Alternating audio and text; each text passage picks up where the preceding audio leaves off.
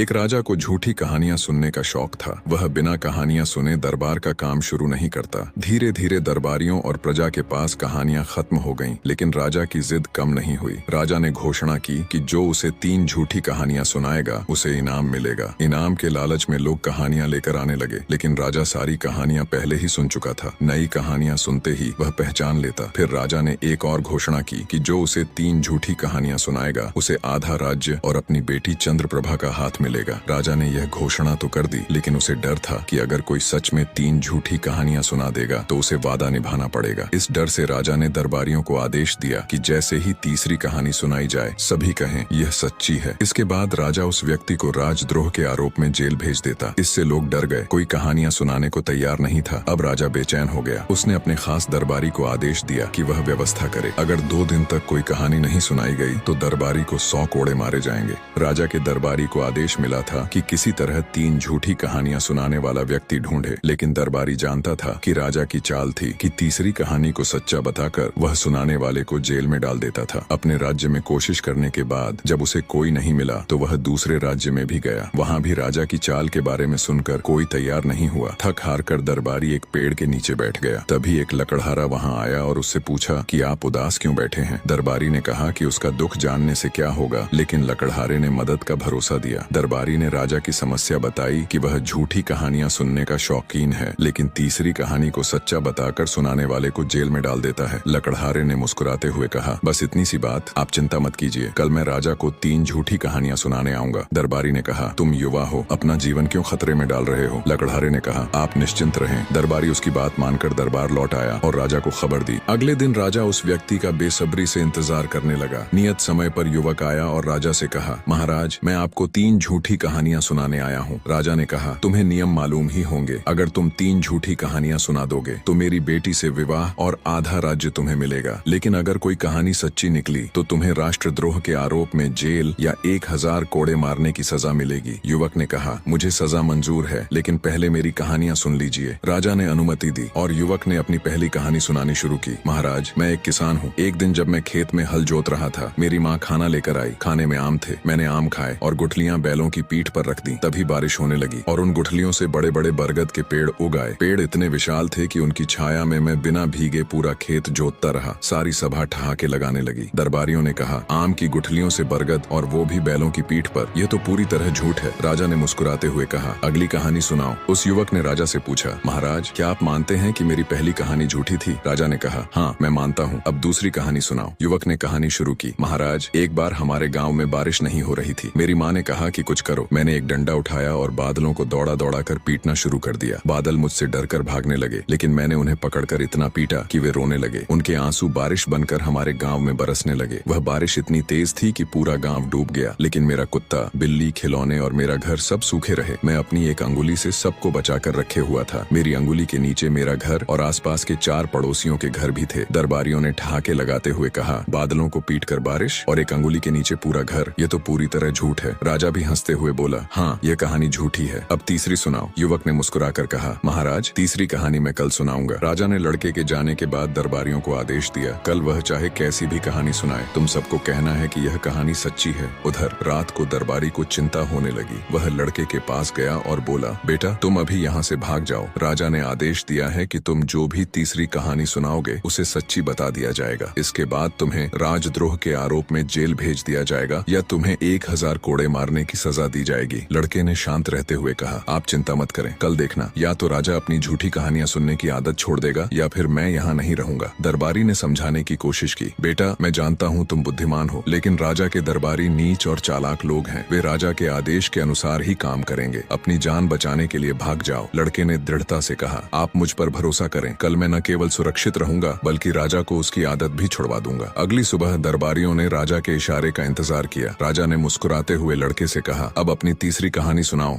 लड़के ने कहा, महाराज जैसा कि आप जानते हैं आपके दादाजी और मेरे दादाजी बहुत अच्छे मित्र थे। इतना सुनते ही सभी दरबारी बोल उठे, हाँ यह सच है, हमने सुना है कि वे बहुत अच्छे मित्र थे। लड़के ने हाथ जोड़कर निवेदन किया, महाराज कृपया मुझे पहले कहानी पूरी करने दें, इसके बाद निर्णय लें कि यह सच्ची है या झूठी। राजा ने दरबारियों को शांत कराया और लड़के से कहा, ठीक है अपनी कहानी पूरी करो। लड़का बोला, महाराज एक बार आपके राज्य में अकाल पड़ा था, तब आपके दादाजी ने मेरे दादाजी से मदद मांगी। मेरे दादाजी ने 10,000 बैलगाड़ियां सोने की मोहरों से भरकर भेजी थीं, जिससे अकाल का सामना किया गया। लेकिन आपके दादाजी ने वादा किया था कि वे इस रकम का ब्याज के साथ लौट आएंगे, लेकिन लौट आए नहीं। मेरे दादाजी ने मरते समय मेरे पिताजी से कहा था और मेरे पिताजी ने मरते समय मुझसे कहा कि अब वह रकम 15,500 बैलगाड़ियां सोने की हो चुकी है। महाराज कृपया वह रकम मुझे लौटा दें। इतना सुनते ही राजा सोच में पड़ गया। इधर सभी दरबारी चिल्ला रहे थे, यह कहानी सच्ची है, यह कहानी सच्ची है। राजा ने लड़के की तीसरी कहानी सुनकर सोचा, अगर यह कहानी सच्ची है तो मुझे इसे 15,500 बैलगाड़ियां सोने की देनी होंगी, लेकिन मेरे पूरे राज्य में इतना सोना भी नहीं है। यहाँ तक कि अगर मैं प्रजा से सब कुछ इकट्ठा करूं तब भी संभव नहीं होगा, इसलिए मुझे यह कहानी झूठी माननी ही पड़ेगी। उधर दरबारी चिल्ला रहे थे, यह कहानी सच्ची है। राजा गुस्से में अपनी गद्दी से खड़ा हुआ और बोला, चुप हो जाओ, यह कहानी झूठी है। मैं खुद कहता हूँ यह झूठी है। दरबार में सन्नाटा छा गया। दरबारियों को समझ नहीं आया कि राजा ने ऐसा क्यों कहा। राजा ने कहा, आज मुझे समझ में आ गया है कि सनक और जिद गलत होती है। मैंने अपनी सनक में अपना आधा राज्य और समय बर्बाद किया। फिर राजा ने लड़के से कहा, युवक तुम्हारी बुद्धिमानी और चतुराई ने मुझे प्रभावित किया है। मैं अपनी बेटी चंद्रप्रभा का विवाह तुमसे करूंगा। लड़के ने मुस्कुराकर कहा, महाराज मैं मनोहरगढ़ का राजकुमार मनोहर सिंह हूँ। मैं आपकी सनक दूर करने और चंद्रप्रभा को देखने आया था। वह सच में सुंदर और गुणी है। राजा ने कहा, आज मैंने सीखा कि राजा वही है जो प्रजा हित में सोचता है। अब मैं हमेशा प्रजा की भलाई के लिए काम करूंगा।